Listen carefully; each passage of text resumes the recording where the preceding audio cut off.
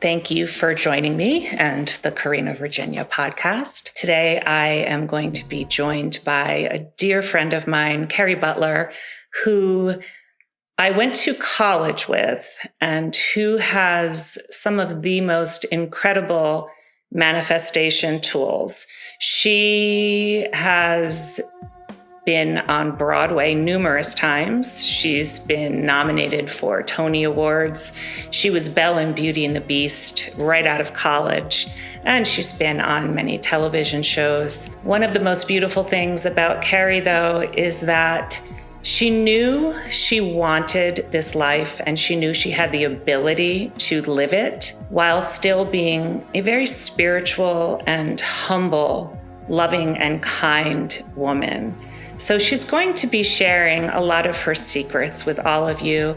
And by listening to her, maybe you will be inspired to use some of her tips in your own life to expect the best and get it. So here we go.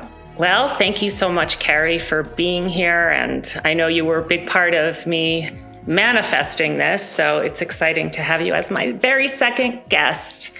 And yay, thanks for having me. Yay! Thank you for being here, dear one. So, I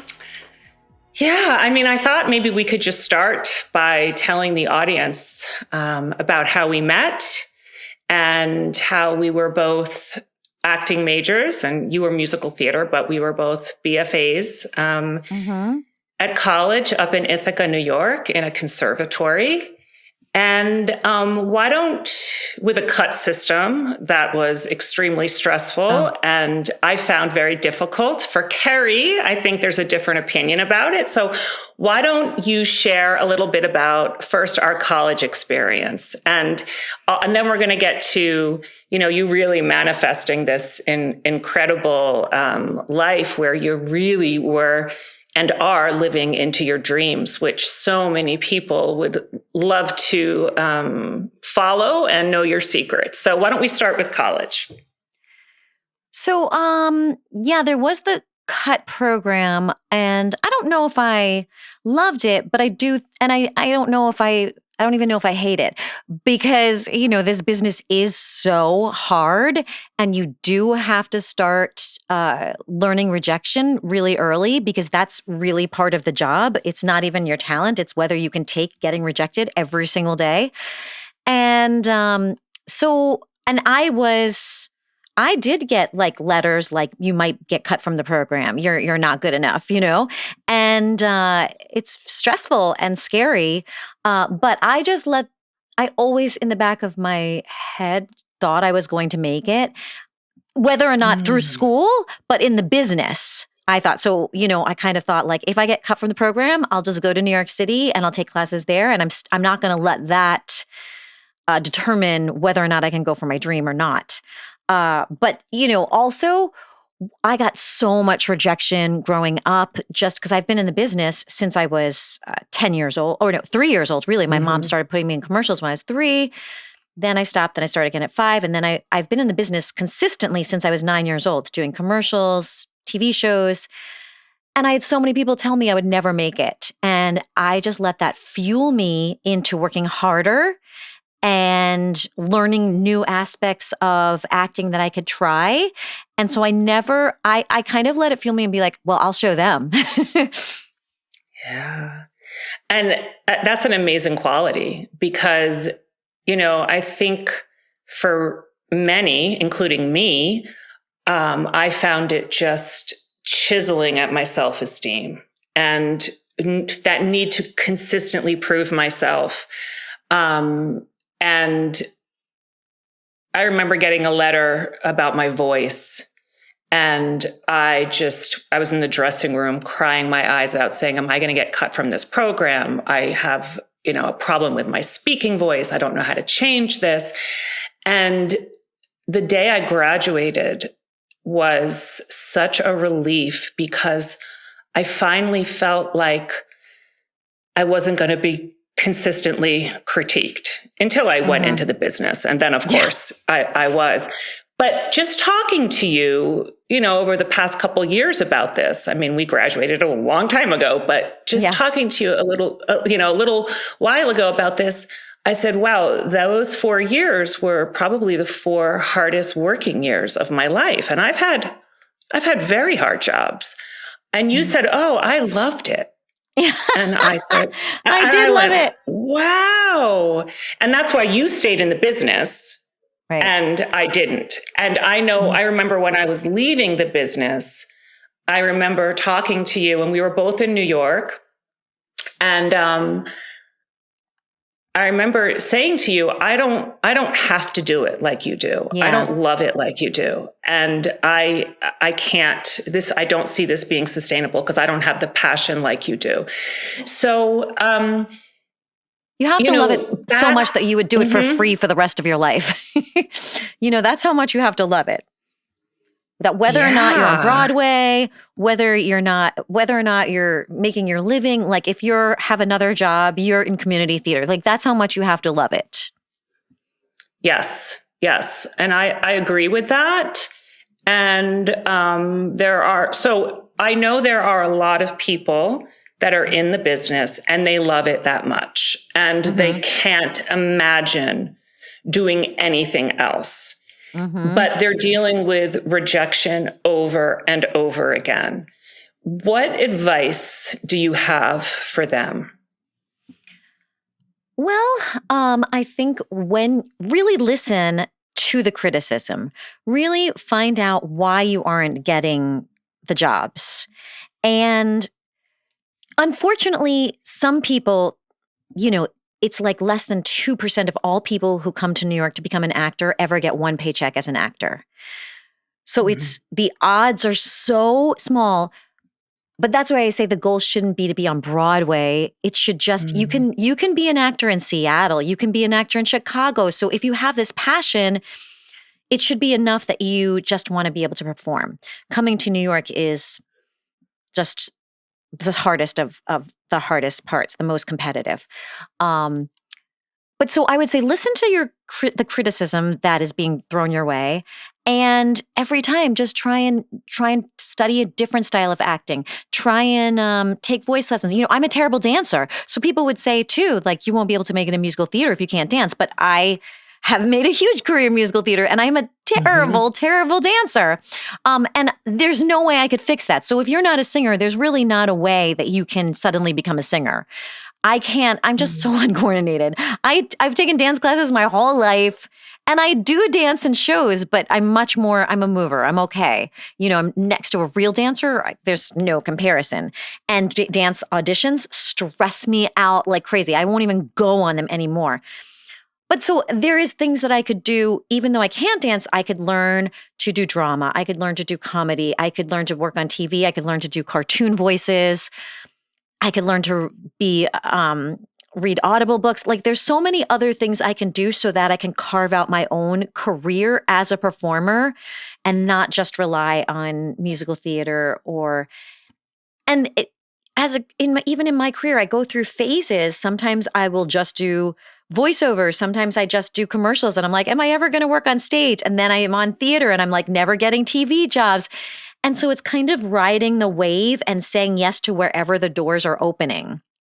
And then that door might suddenly close and you might have to go through a different door that you never expected or never thought about, but you just go through where the yeses are coming.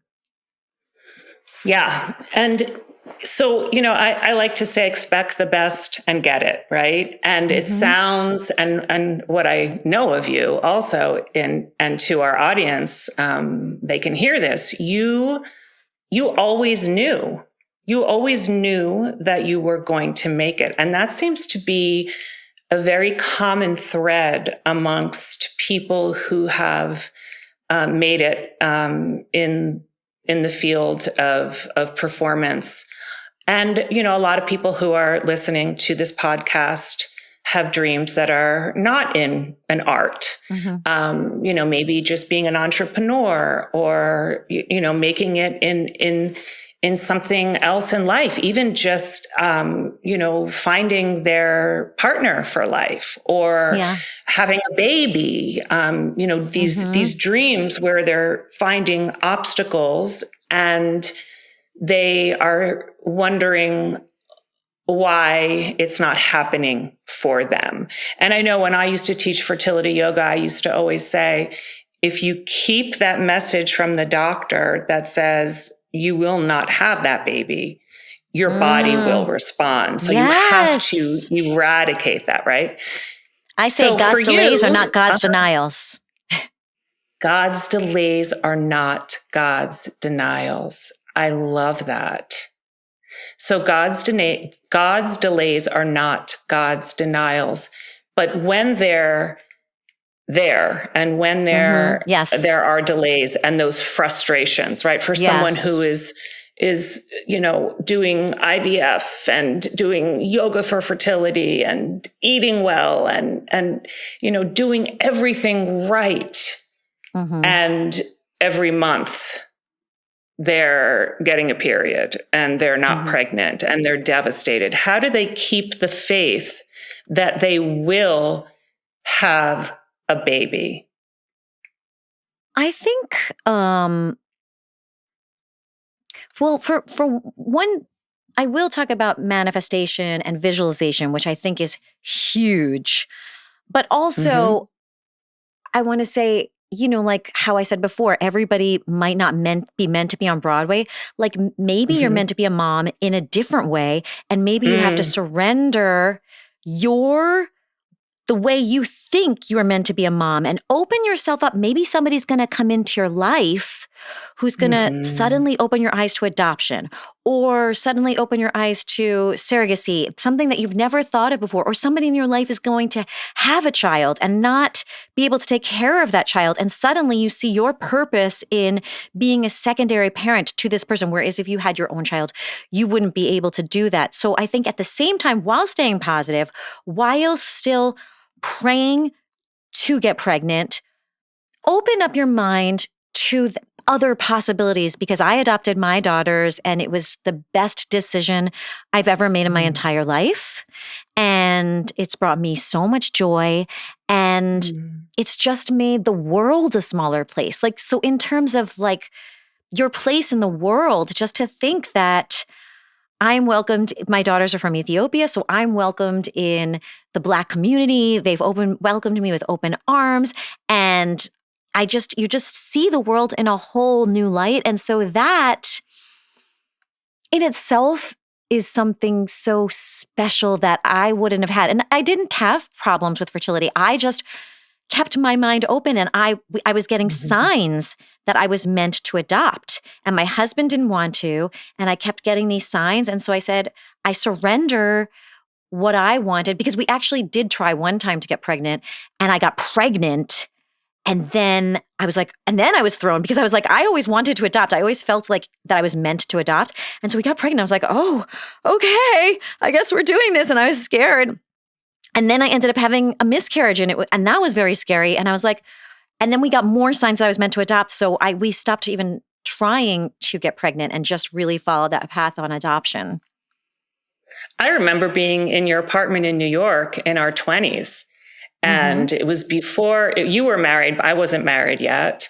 And I remember you saying, back then it was when we drank soy milk for our hormones. Now it's like, stay away. It's interesting how things change. But you were drinking soy milk, and you said, I still drink soy milk. Oh, you do? Okay. All right. Well, that's one of your proteins then. So we could talk about that another time, right? With our hormone stuff. But so you said that you wanted to adopt anyway. Yes. And I remember that.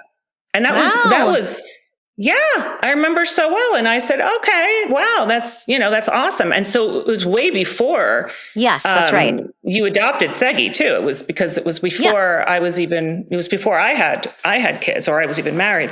So you had that dream. And so again, here it is, you put out to the universe what it is that you want to bring into your life, and you have. And I love what you're saying. If it's not coming the way we expect it to come, maybe it's about opening up to another way of it coming. And it can be just a different channel of even when it's attracting a partner, we think, oh, I have to do all these things to meet this person. And I remember I was living in New York and I moved out to the country and everyone said, you're never going to meet your husband out here. And I met a guy, a New Yorker, when I lived in the boonies, So I think God does have a plan for us, or the universe, if we want to call it our higher power. But there is something about getting to that point, and I know this for myself too, where I have felt it and I have known it was time and I believed it. And so for people who can't get to that place of believing, for example, being rejected over and over again, how do you get to that place of, I know this will happen for me? So I just knew, like Vanessa, remember Vanessa from school? Yeah. Vanessa Locke, I saw her recently and she said, I couldn't believe you. I tell my students about this all the time. When we were at our field studies for school, she said somebody came in and was doing, kind of stuff like this, like about manifesting. And, does anybody want to share what they put on their like little piece of, you have to write a little piece of paper, a goal, right? And so I read mine and it was within 5 years, I wanted to be on Broadway, and I was on Broadway within 1 year. And Vanessa was like, I was just in shock that you put that out there and you said it to all of us. So I think putting it out there, I think writing goals is really, really important. I love visualization. So I would, when I was especially starting out, I would visualize my auditions from the second I walked into the room to the entire audition to leaving. And then I would imagine them saying, oh my gosh, Kerry, you're amazing. You got the part. and standing up and cheering. And I would visualize that over and over again before I go to bed. And so then by the time I get to the audition, I am so confident and I am so excited because I can't wait to see them stand on their feet and just tell me how much they love me. And it worked because my first of all of my auditions out of school went amazing. And I would make crazy choices because I was just so confident from my visualization. And my first Broadway show, I auditioned for the show that we saw when we were in London, Blood Brothers. I don't know if you saw it. But that was did you see it? Blood Brothers? Well, we saw Blood Brothers in London, and then I saw when you were in Blood Brothers. Yeah. Okay. So I remember seeing Blood Brothers and becoming obsessed. I saw it 3 times in London, and I'm not a person that goes to shows over and over again, but I loved the show so much. So then I heard after we graduated that it was coming to Broadway. So I called my agents and I was like, you have to get me in for this. I love this show so much. And somehow they got me into like the final callbacks. And I went for the final callbacks and I sang this song called I Just Want to Be a Star. And at the end, the producer, Bill Kenwright, he said, Kerry, I think you will be. And so it was just like how I visualized. And then I went to, I had a callback. I didn't get it at that moment, but I had a callback. I went to the callback. I finished my audition and I said, I just have to tell you, I love this show so much. I don't even care if I'm in it. I just want to see it every single night. And I got cast as the swing, which is an understudy. And so I did get to see it every single night with the cast that I saw in London, because some of those people went with the show to England. So then I was there rehearsing with them. And that was my first Broadway show. And so it went just like how I visualized. You had that fire in your belly. Yeah. And you had Yeah. the fire in your belly, which we were always taught we needed to have, right? And That's super, amazing. super And like then energy and like excitement about being a part of it, you know? And so I think people can feel that. People can feel if you go into a room like, oh, they're going to hate me. This is my 30th audition. Or if you go into a room like, I can't wait to show them what I did with this material. I don't care whether I get this part. I just can't wait to show them what I can do with it. And then let it go. Yeah. Yep.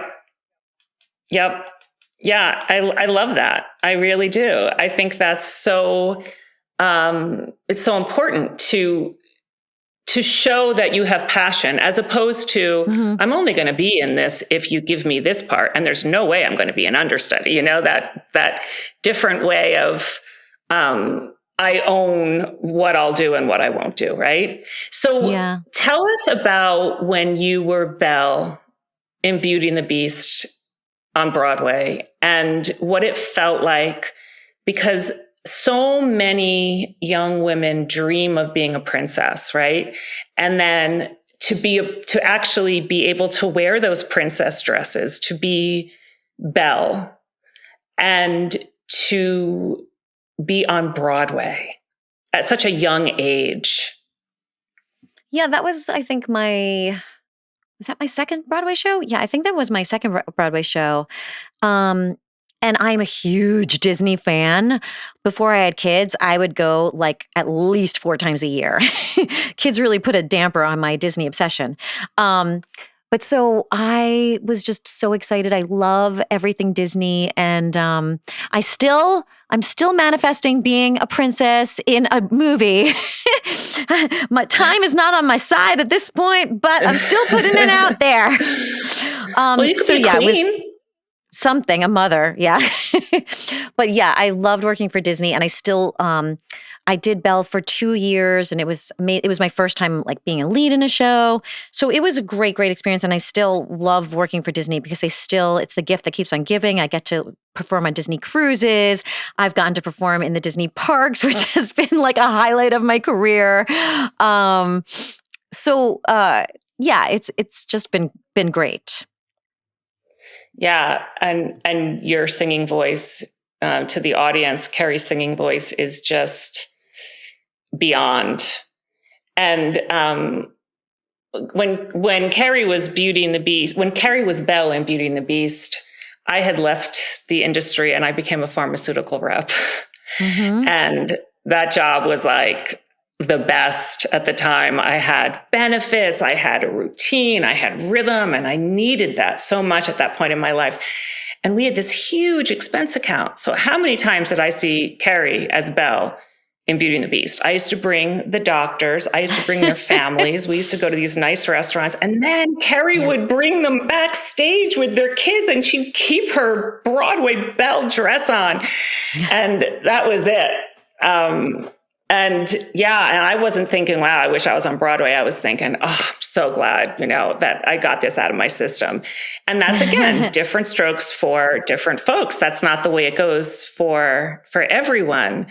But as I do believe, for parents that are watching this also, that have kids that want so much to major in acting, or even go to a conservatory.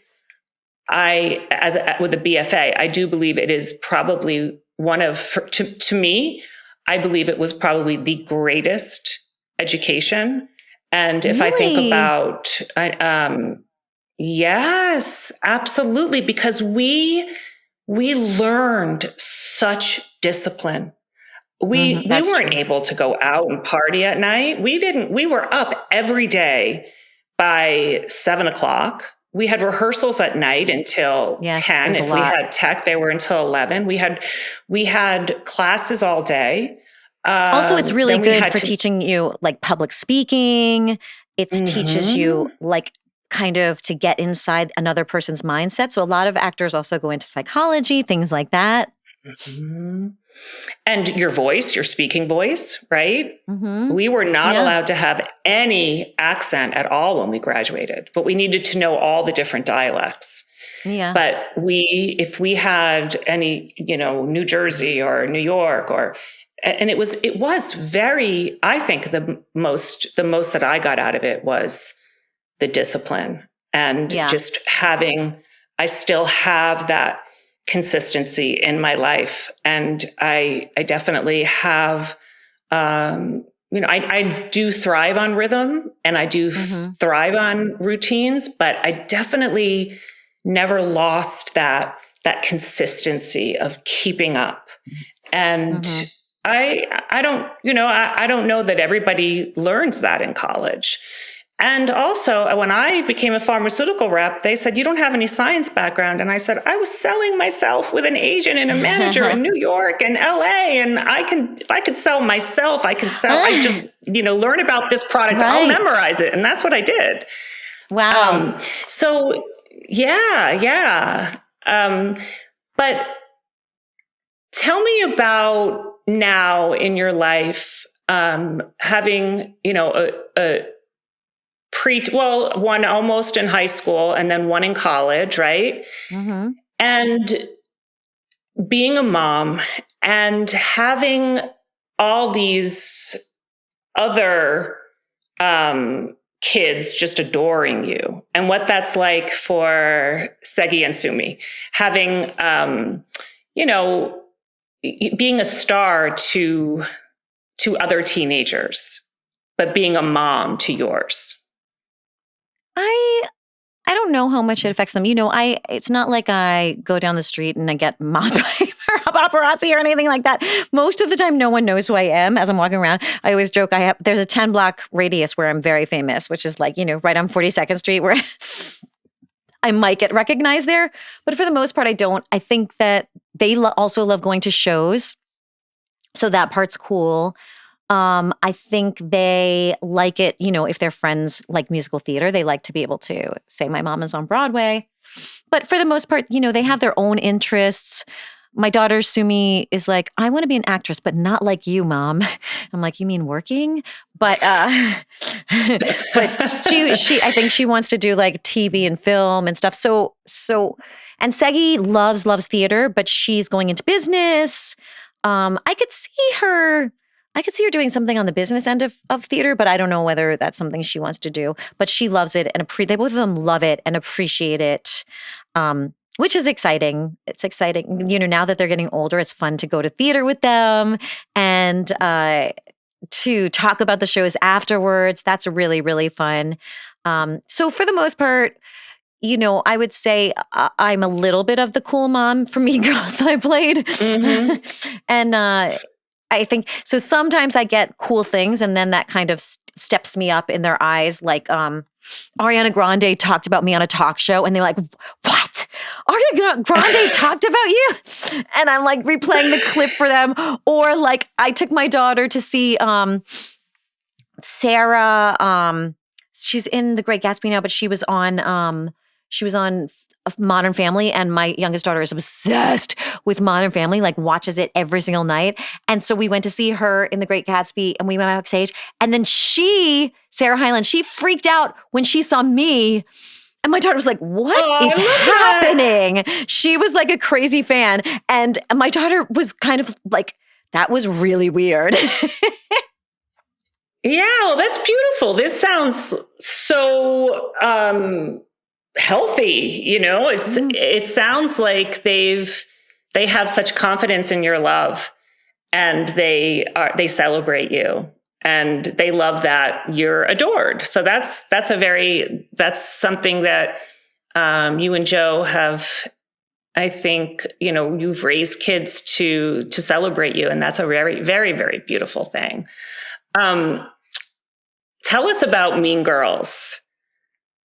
When you were in Mean Girls on Broadway, and Tina Fey and all of that, and how she wrote it, and what you learned, and being a mom and raising daughters, and how there are those mean girls out there. And and as a mother too, is there anything you learned from Tina or from the show that helped you as a mother in navigating helping Segi and Sumi in school? Well, first of all, Tina is just the best. And we were friends for a long time because our daughters became best friends when they were like 18 months old. And so we would have play dates together all the time. We would do stuff together all the time until the girls were, I would say, like tweens, once they go to they went to different schools and then they had their own set of friends. But so for a long time, we were very, very close friends. And, but I still had to audition for Mean Girls, and I auditioned and then ended up getting it. And it was, such a great show. But we did it out of town. And my part, I was the cool mom. I was Miss Heron and I was Miss Norbury. And I had this really sweet song, but it kept changing. It just wasn't right.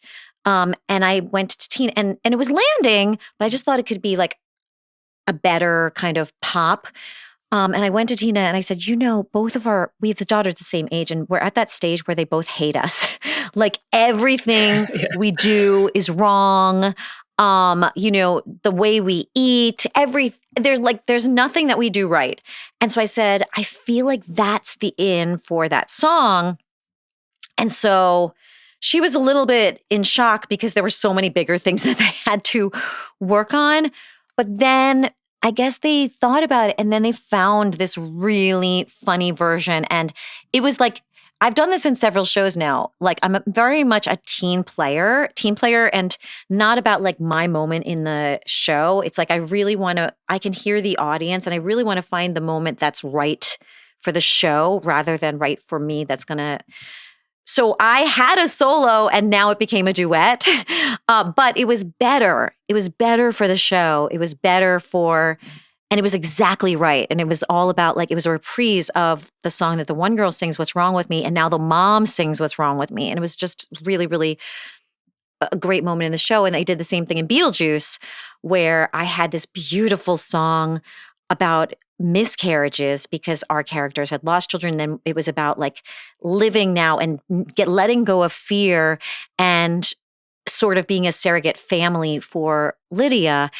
And so it was this beautiful song that I had that was, very a tearjerker, beautiful, but I was like, it just doesn't feel right for that moment in the show. It doesn't feel like the audience is one. And the director was shocked that I said that because it was such a beautiful moment in the show and because it was my song.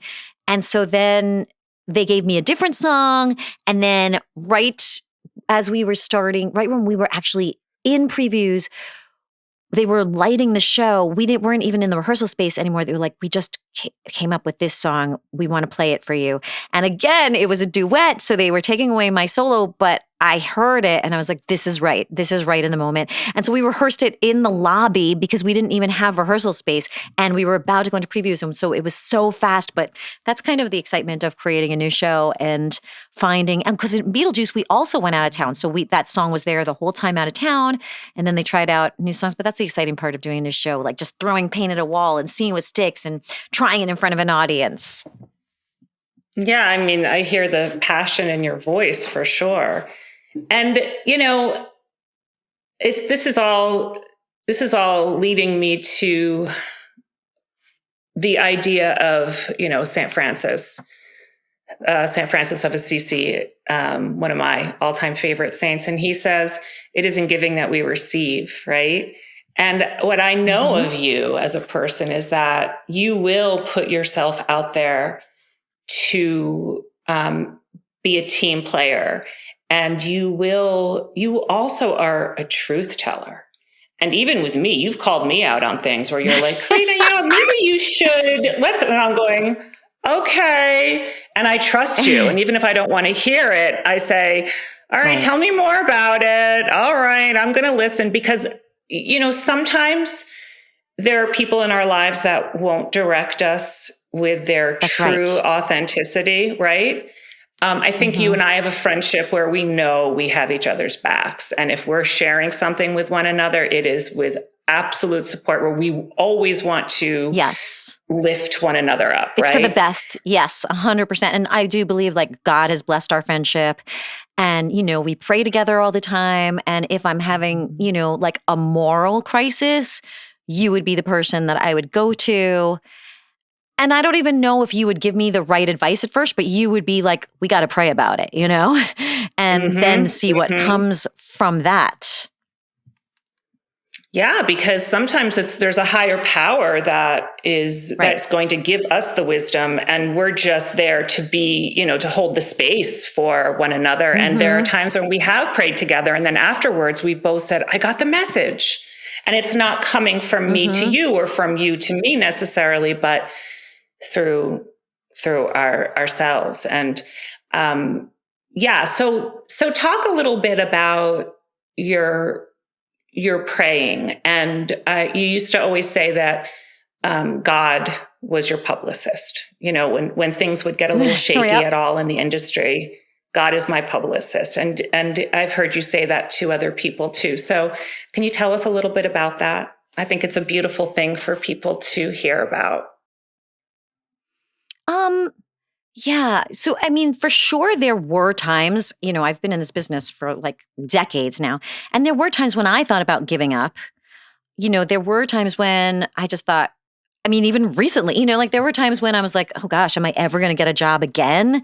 And I think during those times, I definitely pray, and I think I surrender to God. So I will say, if this is not for me, please make it clear and give me a sign that I'm meant to do something else, because I know you give each of us like so many different talents, and there isn't one thing that we have to do, and that if we don't do that, we're not fulfilling our purpose. That's for sure not true.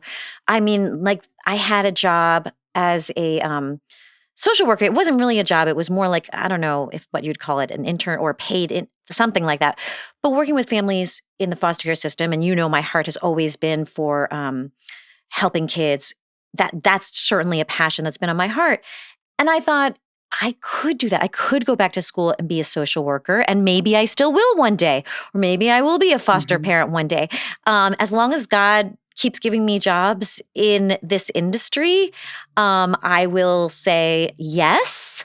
But so that's how I feel like it's whenever I try and push my way or say, this is the way I have to go, it's kind of, I'm reminded, I think, from God, like, just trust me, just trust my plan. And I had a really interesting thing happen recently with a job that I can't say, it hasn't been announced yet, but I was doing a reading for this show, a new show, and it was a smaller part, and I wasn't sure whether I was going to do it because it was such a small part, but I said yes. Because I do believe in just saying yes and getting your ego out of the way. And you never know what's going to happen. I feel like you never know who you're going to meet from doing that smaller part. Or you never know, like, just from doing that, what doors are going to open. So sure enough, I'm in the waiting room. The hallway before I go into the room for this other reading. And I run into this person who I did a show with so, like one of the first shows I've done. And he was like, oh my gosh, Kerry, we're doing auditions for this show in the other room. Do you want to come in and say hi to the team? And I'm thinking, well, that's weird. Like, but okay, sure. So I go in, and I hadn't been in this. This is a place where they do a lot of auditions. And, I don't really audition that much anymore because most of the times I get offered readings or things like that. So it was just random. Sorry, I'm going to sneeze. It was just random that I happened to be, that I happened to be in this place that I'm never in. And that I was there so early that I had the time to go say hi. So go into the room, talk to everybody. They're like, oh my gosh, hi, so good to see you. So many people I hadn't met before. And then they start asking me about outs because I started creating a show with my good friends, Laura Bell Bundy and Marissa Jared Winokur, called Mama, I'm a Big Girl Now. And it's just been such a fun thing to do. But so they started asking me about that show. Do you have outs in that show? And I'm like, well, it's just us. So like we kind of we decide what we're going to do and what we're not going to do. But I thought, like, oh, that's strange that they're like really asking me all this stuff. I leave. And then I look up the producers that I just met in the room, and the producers were, remember the story I told you before about my first job, Bill Kenwright for Blood Brothers. The producers were Bill Kenwright Productions. Now, Bill Kenwright passed recently, and it was always a dream of mine. I never saw him after I left Blood Brothers, and it was always a dream of mine to work with him again and to thank him for giving me my first Broadway show. But I never saw him again after I did Blood Brothers. He passed. I found out that those producers in the room that I just met were Bill Kenwright. They were producing this show. I called my agent and I said, this weird thing just happened. And he was like, oh, they really want you to do the show. They've been talking about you. And I was like, oh my gosh. Wow. And so I wrote a letter just saying, I may have written the letter before I heard that part. But I said, I just saw that, Bill Kenwright's team was in that room who I just met. And I just wanted to let them know I've always wanted to thank him. And my friend Larry O'Keefe read my email to them and he said they started crying and they were like, Bill sent her to us. And wow. So anyway, this show is a small part. And like, for sure, my ego would be like, don't do this part. You've played this part before. But I am doing it because I just feel like for whatever reason, God is leading me to do this part in this show because of all those crazy signs that I got. And I just, even if it's just to work with this team, Bill Kenwright's team, just to be like a little kind of thank you to Bill for giving me my start. And now I had a meeting with the director and he was like, Bill Kenwright was so into this show. So I am doing the show. It's not been announced yet.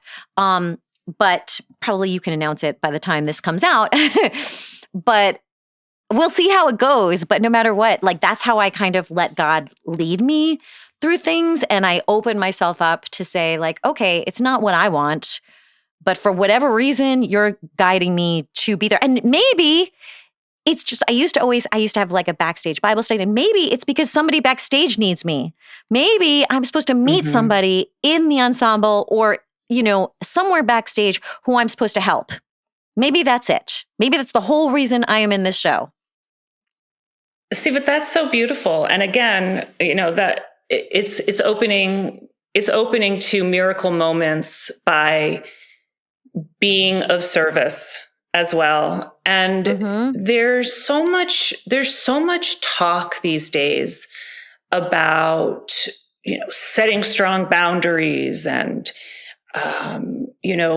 owning your worth and doing it for yourself and reclaiming your own magnificence, right? Which is all great.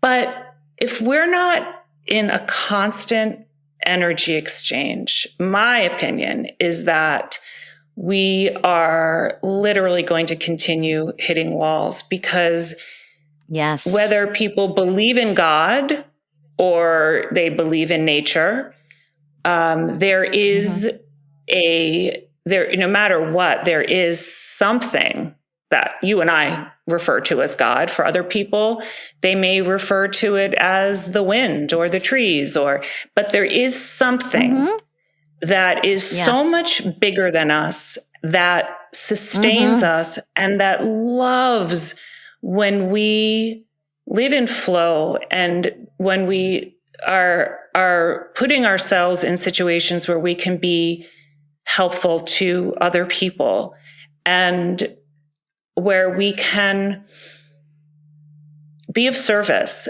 And for me, I grew up with extremely humble parents, and my brother, my sister, and I were taught to do everything for everyone else. So I had to find the balance of being able to care for myself and not be codependent, and at the same time be of service, which comes natural for me. But I do see this constantly, and I've seen it my entire life, that flow of giving and receiving is nature. It is the divine. It is sacred. And if we're only thinking of ourselves, how do we live in those miracle moments? How do we have that break, right? Maybe some people do, but how is it sustainable? And how do we feel good about ourselves at the end of the day, right? Yeah, I think I keep saying it, but go where the doors are opening to you. And that's in everything that we've touched on, like if you want to be an actor and you're beating down that door and it's not opening, then you got to find a window. You got to find, maybe it's a social media presence, maybe you're not meant to be the actor that you think you are, but it's something, maybe you're acting in front of a school, maybe you're a teacher and you're acting in front of your students and making literature come alive. Or if you're trying to have kids, maybe you're meant to be a foster parent and you keep fighting that this is the way I'm supposed to become a mom, but you're not.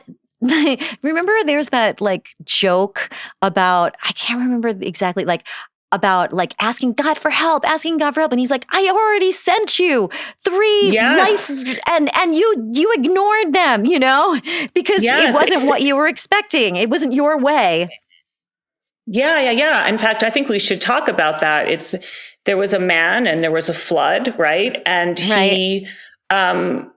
he had someone come to his house and say, this place is going to flood. Got to evacuate. He said, no, God will take care of me. Right. And he went, right? And then he went to, the water came all the way up and he went to the top of his house and then they sent a ladder and they said, you've got to get out. You're going to drown. And he said, no, God will save me. And then he went all the way to the top of the house. I sent a helicopter and he said, no, God will save me. And then he died. He went to heaven and he said, God, I thought you would save me. And God said, I sent a car, I sent a ladder, I sent a helicopter. What more do you want? Right? Yes. Yeah. It is true. We need to not only look at things so how do you say it? Linearly. We need to be expansive, right? And just, and you never know if it's going to come from here or from here or from here or where. And sometimes also it's, open the conversation with the person next to you on the bus. Yes. Or if you're sitting next to us, I've heard the most amazing stories from people that have met on airplanes. I've even seen, I was sitting with 2 people who met on an airplane when I was on an airplane and told me all about their marriage. And someone could write a book on airplane meetings, but yeah, so instead of just closing off and setting those really strong boundaries, sometimes we need to, but what about opening our eyes to our environment and being open to miracle moments? Because sometimes what we dream of is right in front of us, only we think it has to be over there. Yes. Yeah. Even in terms of how you were talking about relationships, you know this story about my husband, but when I was little, I had a very specific plan about what I was looking for. And I was not going to get married until I was 30. And then he was going to have to be 6 feet tall and blonde. And I started dating my husband. He grew up down the street from me, so we were always friends. I started dating him after college. And one day he asked me to marry him. And I was like, no, what? No, because we had never even talked about getting married. And so I said, well, let's pray about it. And I'm thinking this is my out. But then I opened up this drawer and I found this list that I had us write about all of our favorite times together. And I said, whenever we're in a fight, we'll look at this list and we won't be mad anymore. And then he found the list the same day. And then both of us, when we talked, we started writing new things. So then I said, okay, God, I'm getting married. And he wasn't what I envisioned. And I was so much younger than 30 and it wasn't anything that I had planned. But, now we're still together. We have 2 daughters. And a beautiful marriage. So it's like the people who you're saying, oh, you're not finding the person. It could be the person that's your best friend right in front of you. But you just have these blinders on oh, no, they're not marriage material. Right. We've got to take those blinders off. Yes. Yeah. I love that. And I do see you doing that throughout life. And I do see you staying open to things. And I have seen, because I've known you since I guess you were 19. I was 8. No, you were a sophomore. I was a freshman when we met, even though we're the same age, because I'm a November baby. But yeah, I have seen you do this in all these years where you have said, I'm just going to do it. And I don't know why, but then something bigger has come from it. And I think that is so inspiring. It's a wonderful way to be. And you're a great you're role like that model. too. You know, you're totally like that too. Just following where you're led and trusting God. When you same thing. When you're like, this is the way to do it, that's when you're like hitting the walls, and when you're like just surrendering and saying, I have this idea, God, and then just get me there. Yeah. I guess it's living a spiritual life, right? Because we both have a lot of faith, and we both live that way. And don't ask how, just allow, and put one foot in front of the other. And I always feel like I'm going to step where the light is, and step where the light is. And if I don't feel like there's light, and I don't feel like it's in the flow, then I'm going to turn the corner. And, and that's also with navigating being married and having kids and having aging parents and wanting to be everything we can be for everybody else, while also following our hearts. But I do believe that living a spiritual life will often show us the way, as, while integrating our family. And if we're following our hearts, we know answers do come. I'm a firm believer in that. So I guess we both live that way. Yeah. And it's not always easy. Sometimes God wants us to go through the fire, and so sometimes there have been those dry spells where you're like, oh, is God even there? And you just are like beating your head against a wall. Those are really, really hard times. I would say those are the hardest, when you just feel like you're not getting the answers. You're like praying and not getting any answers. But it's just a season. And sometimes you have to go through the darkness. It's like that, what is it? The diamond or the gold, like, has to go through fire to turn into gold. And so that's why I say, when people, or the coal has to go through to become the diamond, right? Yeah. So sometimes when people are having a really, really hard time with acting, and they're doing everything that they should, it just might not be their time, and they might just have to struggle, and then it will be their time later, or maybe they're meant to do something else. But nobody can decide that. Yeah. But I do think it's important to turn off that overthinking mind and to drop into the heart. And I do believe Spirit speaks through our body, through our soul, more so than the mind, because the mind just holds on to the things in the past that in yoga we call them the sanskaras, the fear-based things, and the reasons to not do things, and the ego, right? Edge God out. I've heard that. Ego, edge God out, right? Where it's, and the heart doesn't have any of that. The heart just, there's now the science is finding there's a little brain in the heart, and that's why the heart beats before the brain's developed in a fetus. So all of the, they're finding all of this, and it's fascinating. But it is. It's all about dropping into this space and doing everything we can to quiet this overthinking monkey mind. Yes. So to be continued, Kerry. Thank you so much for joining me and the audience here, and for being such a bright light in this world. And I'm very grateful for you, and I love you very much. Love you too. Grateful for you and your friendship. So thank you again, Kerry, for being with all of us. It was really lovely to hear from you, and for you to share so beautifully and kindly. And everyone else, thank you for listening, and thank you for being here. You're appreciated as well. To continue being updated on the podcast, please make sure you're subscribed to Karena Yoga on YouTube. And you can listen to the podcasts on Spotify and Apple or wherever you listen to your podcasts. You are appreciated and have a beautiful day. And remember to expect the best and get it.